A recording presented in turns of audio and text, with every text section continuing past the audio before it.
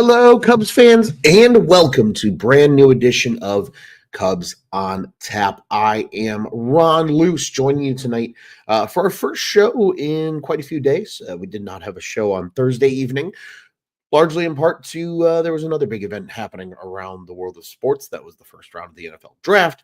So that's where we'll start effectively is from Wednesday, and we'll work our way through Sunday's game in today's episode. But today's episode is titled Not Feeling This Series Loss. I'm certainly not feeling it. I'm sure a lot of other Cubs fans are not feeling it as well, especially after things started off so well on Friday. And then Saturday was obviously not great. And then Sunday was just more or less disappointing, I think, when it's all said and done. And I apologize already in advance to anybody if you're watching this and wondering, why do I look miserable? It was a bad day for allergies. It's not just the Chicago Cubs that are making me feel miserable.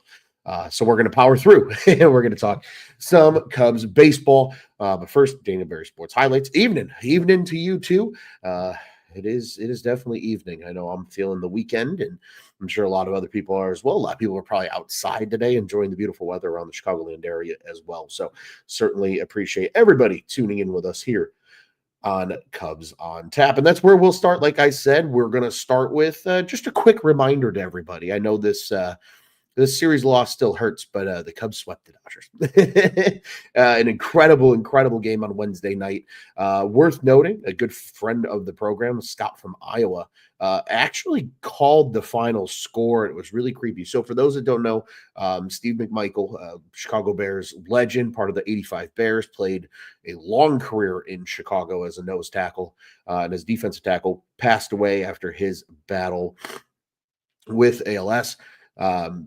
Did incredibly. I mean, he defied the odds for how long he fought. Unfortunately, he was ultimately lost his battle with the disease on Thursday is when the news was announced, and on Wednesday is when the news was announced. And how crazy is that? That Scott from Iowa calls it, says it'll be a 7-6 Cubs win because Mongo wore 76, and sure as shit, it was exactly that on Wednesday. A great game when it was all said and done. Cubs got the job done and took care of the Dodgers. So again, not a lot of in-depth that we'll go into there, but just a reminder, everybody. I know we don't like seeing this team lose series, especially when they've had the April that they've had. But just as a reminder, they took care of business in the 2-game set against the Dodgers. But let's talk about this series loss on hand. Scott joining us in the comment section, hashtag Mongo Forever. Darren jumping in, Moses Sandals. I'm getting very tired of looking for ways to stick up for Dansby Swanson, and we'll get to some of that, I think, a little bit later here.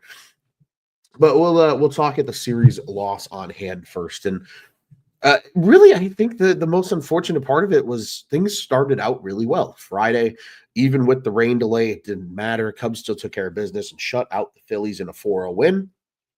Colin Ray looked great. We'll talk about that in a little bit more depth later. The bats did enough to get the job done, and that's really all you need when it's all said and done. Drew Pomeranz, a new addition to the Chicago Cubs, acquired in a trade with the Seattle Mariners. He was pitching down in AAA. He's come in and pitched 2 really good appearances so far with the Cubs, so maybe a little bit of hope there as a lefty option out of the pen.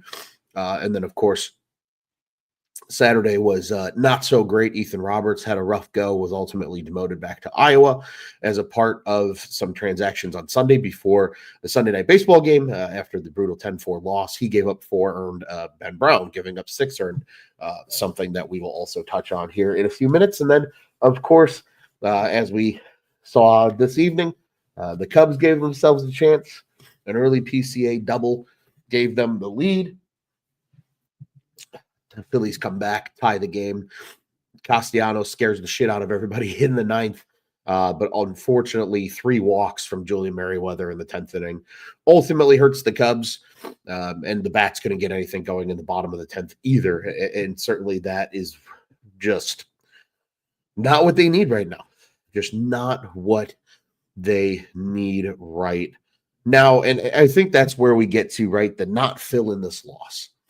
And really, I think it's mostly Sunday's game, right? You're going to get games where you're on the wrong side of a lopsided score. That's just baseball. It happens. So Saturday's game, Ben Brown didn't look so great. Again, things we're going to get into in a little bit more depth here in just a minute. But I think overall, what we're really seeing here, though, is the Sunday night baseball loss, I think, is the one everybody's going to talk about. And Darren, already mentioned it here, ways of sticking up for Dansby Swanson, not giving you a good at-bat in the 10th inning, really not giving any good at-bats, period, right now for this Cubs team. And that's certainly something that they're continuing to struggle with. And, at the end of the day, you also kind of look around the rest of the diamond, right? Vidal Brujan has not played a lot of third base. You can tell based on the play he made on the chopper from Trey Turner. The rest of the team outside of Pete Crow Armstrong right now feels like nobody else is hitting. This game, I think, too, was frustrating because Jameson Taillon was spectacular. 7 innings, gets his 1,000th career strikeout. Just the one earned run, didn't walk a soul. Only 2 Ks, but that doesn't matter. I'm totally okay with a guy, rolling through a lineup for 7 innings and just getting outs. I don't care how they come when it's all said and done. Just unfortunately, it really comes down to the bullpen. And, there's aspects of the bullpen that haven't looked bad. Brad Keller really didn't pitch horrendously over the course of the weekend. We mentioned Drew Pomeranz already. Might be a decent addition. Again, I don't think he's going to be a world beater by any stretch of imagination, but he's at least somebody that you can, moderately rely on here. A veteran, knows what he's doing, gives you a lefty option as well, which is super important because the Cubs have been yearning for lefties outside of Caleb Thielbar, who, and just his lone batter that he faced on Sunday night, looked really good against Bryce Harper, kept him off balance the entire at-bat. And, when you're throwing 74-mile-per-hour curveballs, that 92 high heat looks a lot faster than 92. But they're not getting enough production out of very key people on this team. And I'm looking right now at the Cubs lineup. This is following tonight's game. Ian Happ has raised his batting average to 260. Happer's been hitting well. His OPS now up near 718. Kyle Tucker still doing plenty at 976. Seiya Suzuki has come down to earth a little bit at 878, but Michael Busch has been incredible. It's that group that's been really good. Nico Horner is batting 286, but just a 674 OPS because, again, he doesn't walk and he doesn't slug right now.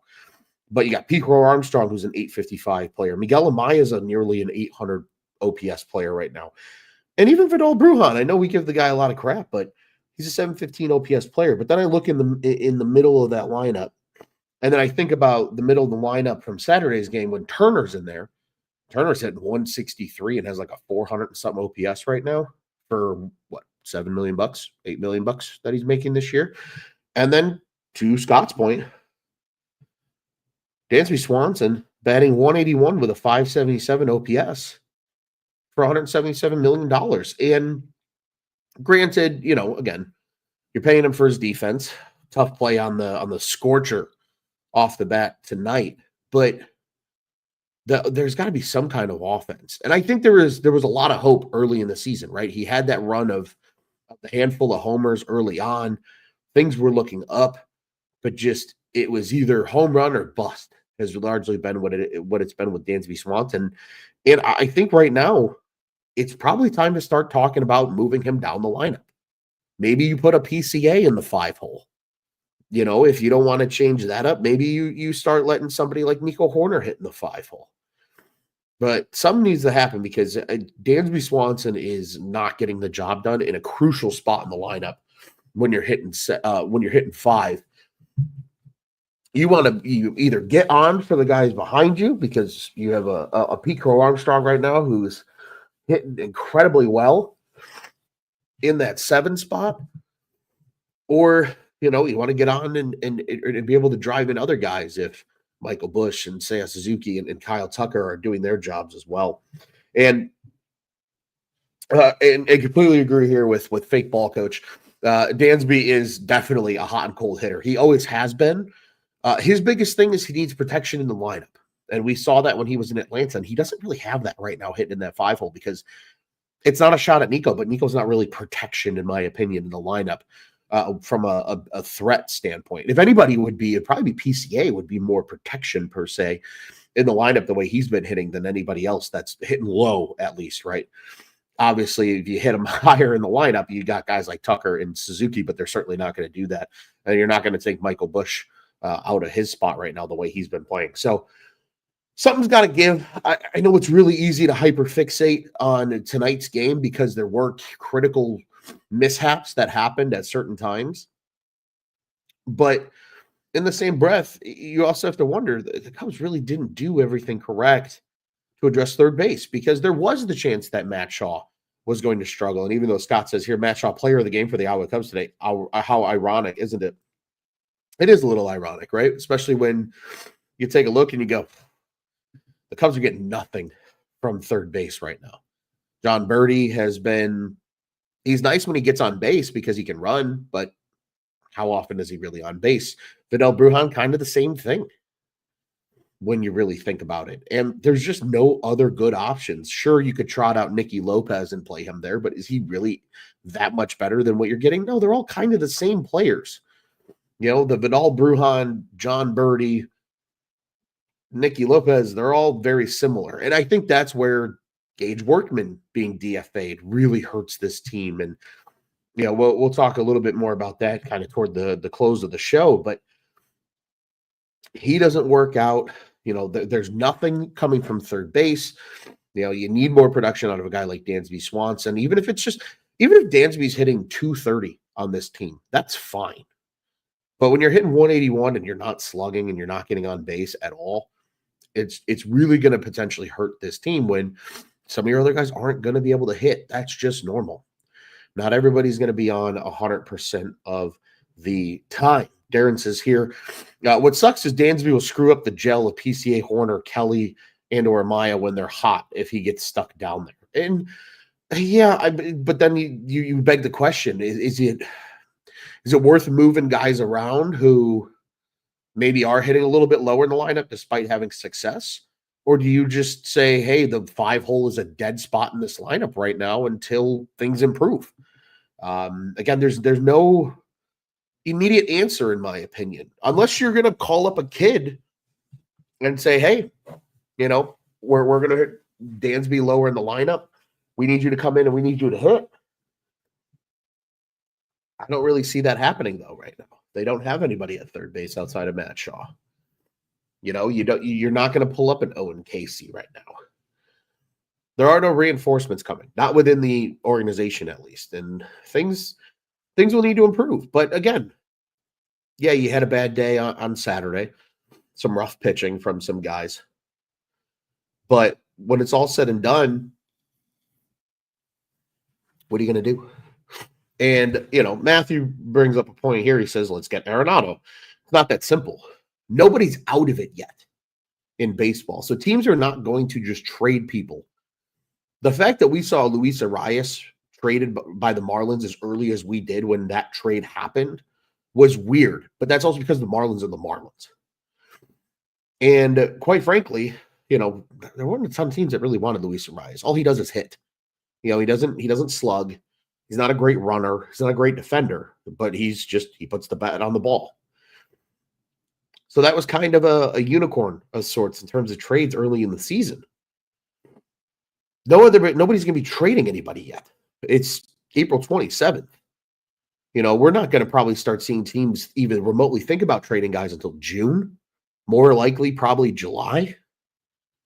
And when that's all said and done, you know, they just got to figure it the hell out because those reinforcements are not coming right now, whether it's from your minor league system, whether it's from free agency of guys just coming in off the street, whether it's from, you know, other organizations, right? Like the Drew Pomeranz trade is very reminiscent of what you would see.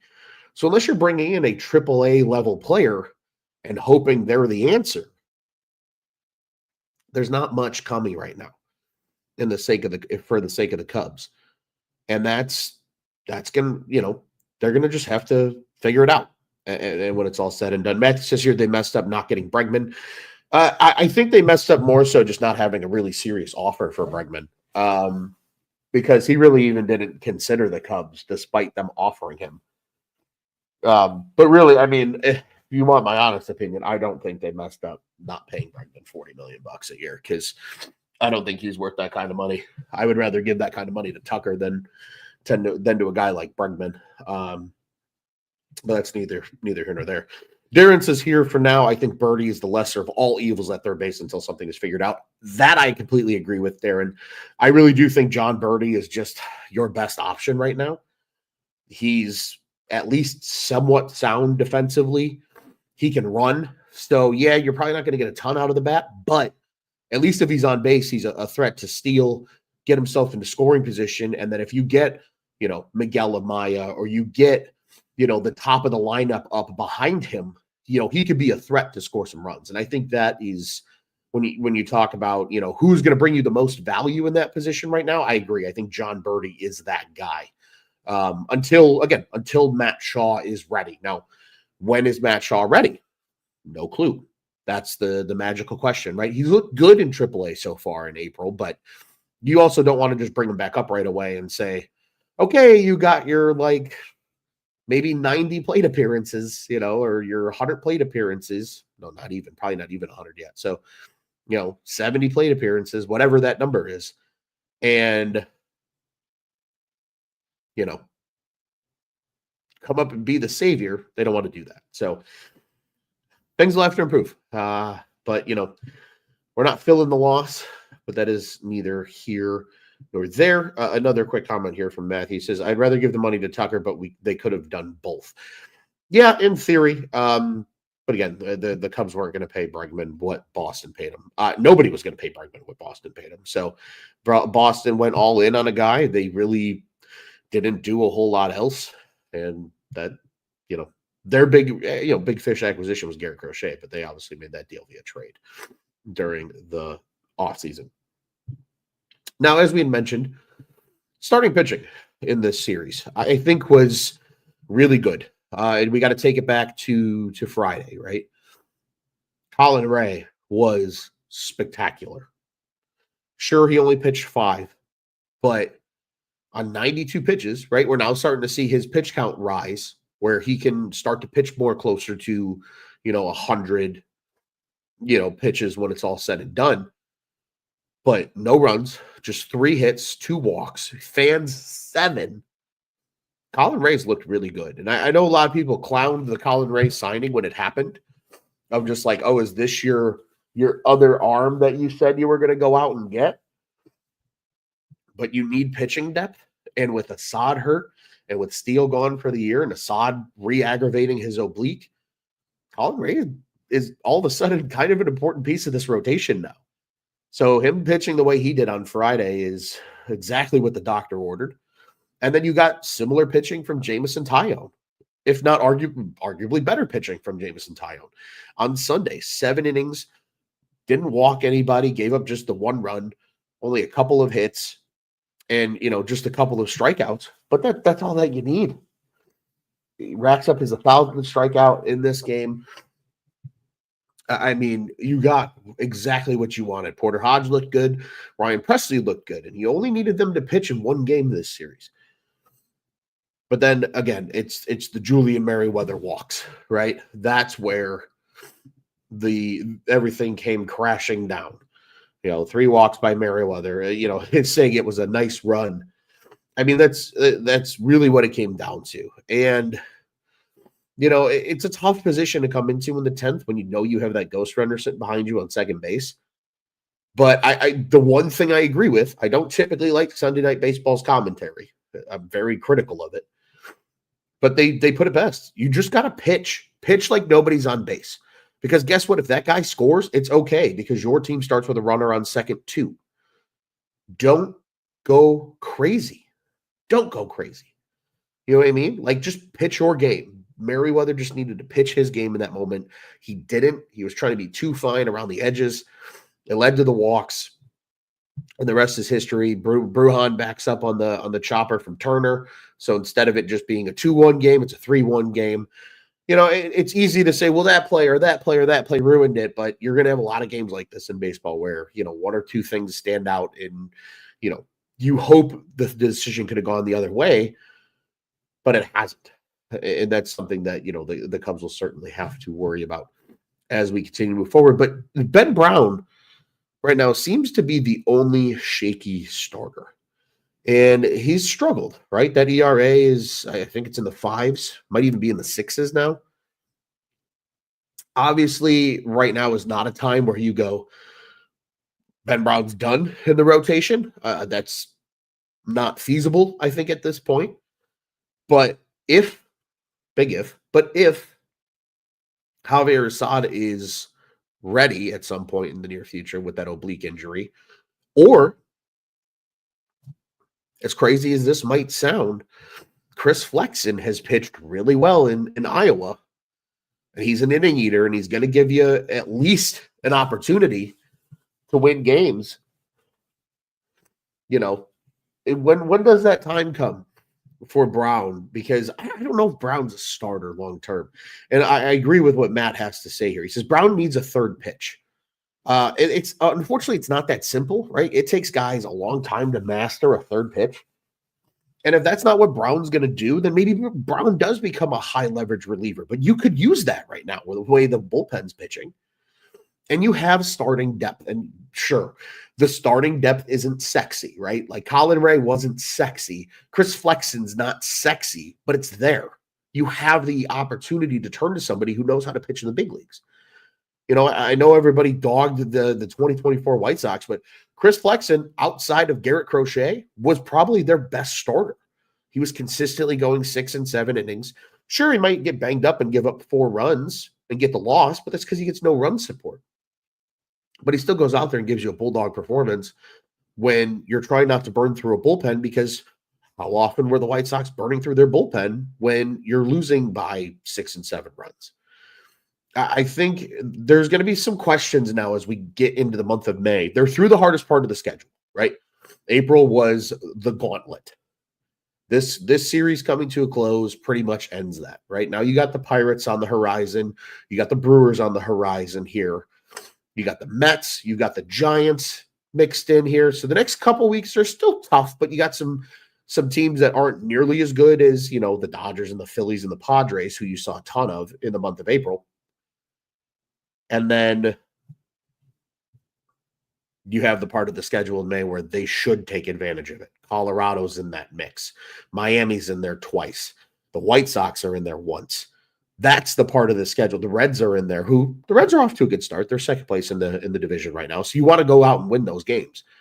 But they got a stretch of May where they really can take advantage of it. And that would put them in a good position, especially considering the injuries and things like that.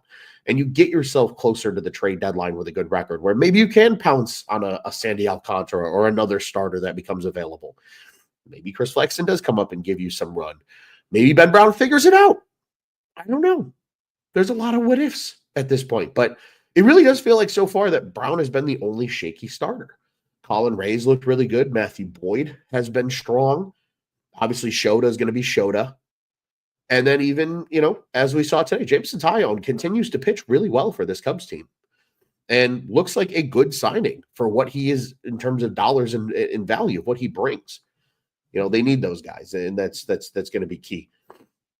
Darren said this a little bit earlier. He says, hats off to you, Ron. You saw the value in Ray and Boyd over most.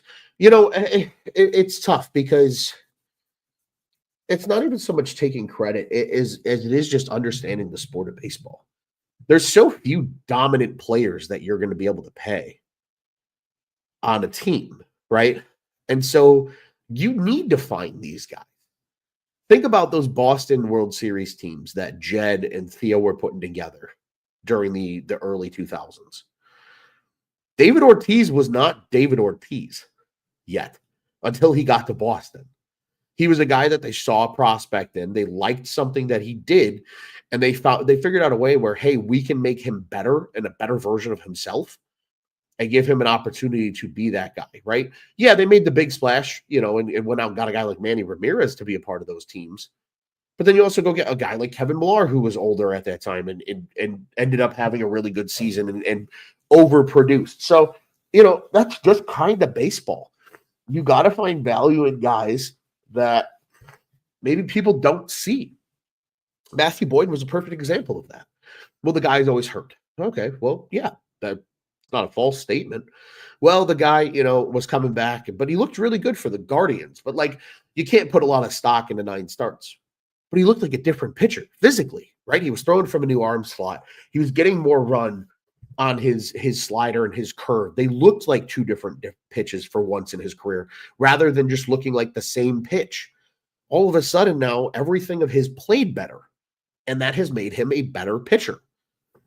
And again, is Matthew Boyd the sexy name that's going to go out there and he's going to punch out 14 and, for fantasy baseball fans, he's your player that's going to win you a championship? No. But in real baseball, when you need to be able to do this for 162, sometimes the guy that's a career 370 ERA is just fine. And I think once people kind of understand that aspect of things, like, yeah, the guys aren't going to be perfect all the time, but as long as they give you an opportunity to win, that's all you need in baseball. Baseball is effectively a coin flip more often than not when you play 162 games, right? Think about it. An 100-win team still loses 62 times. So it's going to be one of those things where they keep on, moving from there. A couple of comments here from Matthew. He says Brown just needs the third pitch. We touched that one, but he had a follow-up here. He says Brown throws a changeup, but only 12% of the time he needs to use it more. And I think that's a comfortability thing, right? He's probably tinkering with it. He's probably working some pitch lab stuff with it. I think it's kind of reminiscent of what we saw with Jameson Taillon when he first got to the Cubs, because he said, right, like, oh, the Cubs have things that they want me to work on. And I think he was working on them. And then once he worked on them, now you're seeing the benefit of that and what that version of Jameson Taillon is. I think that's probably the same case with Brown and why he doesn't feel super comfortable throwing that changeup yet. But I agree. It would be nice to see him use it more. But if it's not an effective pitch, it's better for him to use the things that are effective than to not use to try and rely on something that isn't fine-tuned completely just yet. Matthew says also that he would trade Horton for Alcantara, 3 years of control for Alcantara. Sure. Alcantara is going to cost an arm and a leg, though. It doesn't stop at Cade Horton. You're probably giving up 2 to 3 top 10 prospects in this farm, which is fine if you are comfortable and you feel like Sandy Alcantara is your guy, but Sandy Alcantara has been hurt for the last few years too, right? So there's the balancing of what you have versus what you got, and having the years of control is important, but because of those years of control, you're going to pay more. So there's that give and trade that they're going to have to weigh. But again, Alcantara is not going to trade it till the deadline. So I agree. I think it's great that we can all sit here and say we want this and we want that, but he's not getting moved till July because the Marlins are going to wait till his price is at the absolute highest, and then they're going to move him. And then finally, Matthew says here, Boyd is a lifetime Cubs fan with his, I believe this is family, is what that last word is. Yeah. And, I mean, it's awesome to see that part of it too for Boyd, being a part of it when it's all said and done. Finally here, bye-bye Workman. For those that, have been keeping up with the transactions pages, as we mentioned, the Cubs made another trade, getting Drew Pomeranz, who's been really, really good.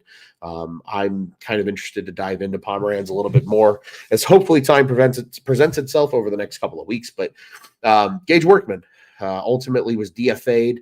And again, rather than the Cubs just giving him back to, either I don't know if he had to go back with the Rule 5 stuff. I think as long as he made the 40-man initially, he didn't have to go back. But I thought I thought he could go back to, it was either he had to go back to Detroit and leave the organization if they DFA'd him, or he had to be traded. And that's exactly what happened. He got traded to the White Sox. He's going to be up with the Sox.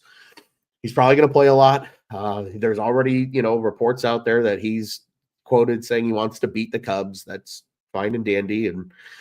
But they moved on, and they moved on quickly. And it's because they can't just sit around and wait for this guy to, become something, right? This isn't a developmental year for the Cubs. It's a go get it year for the Cubs. They need the best versions of these guys. And those errors at third were really starting to cost the Cubs that Workman was providing. So bye-bye Workman. He's off to the south side. He is now our friends over at Sox on Tap's problem. And they can talk about him over the course of the year. We'll see how many venting and yelling sessions come from Tony Marchese and Besnick and Steve over there, talking about Gage Workman as a part of the Chicago White Sox. So, the Cubs ultimately fall in this series, but I think now that we're kind of wrapping up April and you're hitting a different phase of the schedule in terms of strength, I feel like it's a good time for a little bit of reflection. You're 17-12 as the Cubs.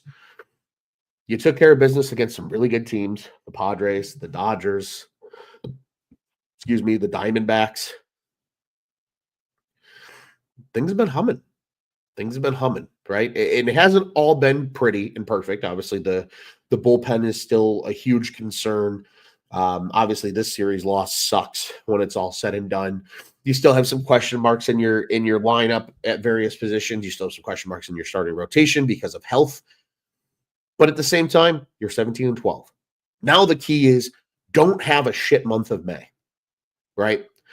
And I've been telling people, everybody's been high on the Cubs. They're this World Series contender. I said, let's get through the month of May, because I've watched 3 years in a row where the Cubs had a really poor May, and then they were digging themselves out of a hole for the rest of the season.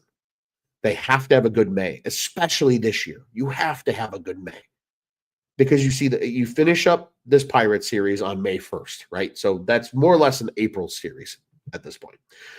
But then you've got the Brewers, you've got the Giants. Then you're on the road and you go play the New York Mets. Okay, so that's a tough game. Then you come home, you got the Marlins and the White Sox with an off day, I believe, baked in there. Then you have to go on the road, and you got the Marlins again. Then there's a weekend series in there that I am drawing a blank on. I've usually got the schedule pretty memorized by this point in the month. Then you have Cincinnati on the road for a weekend series. But then you come home for Colorado, and then you finish up at home against Cincinnati. So Cincy's going to be a tough series. The Brewers are always a tough series. The Giants are a good team. The Mets are a good team. But you really have to beat up on Colorado, Miami, and the White Sox in that month. And if you can beat up on them and you're on the positive side of 500 in the month of May, I think everybody feels really good about the Cubs going into June, into July, where you're going to have more balanced months where you'll have some series where they're playing not so good teams. Then you'll have some series where they play really good teams. And, they dealt with the gauntlet, right, of the month of April, and they did it pretty admirably when it's all said and done. So now, if you can continue to play good ball over the course of the rest of the season, keep racking up series wins. Again, you only had 2 series losses in the month of April that were 3 games, a series tie, and then really your only other series loss of the season is in Tokyo. That's a great start. Keep that going in the month of May. And it all starts after an off day on Monday with a 3-game set at PNC Park against the Pittsburgh Pirates. And that's where we're going to go next, because what's on tap next? It's a 3-game set in Pittsburgh starting on Tuesday. No game on Monday. You can hear from our friends over at the Dayers podcast because they run on Monday nights, but no other Cubs-related stuff happening on Monday.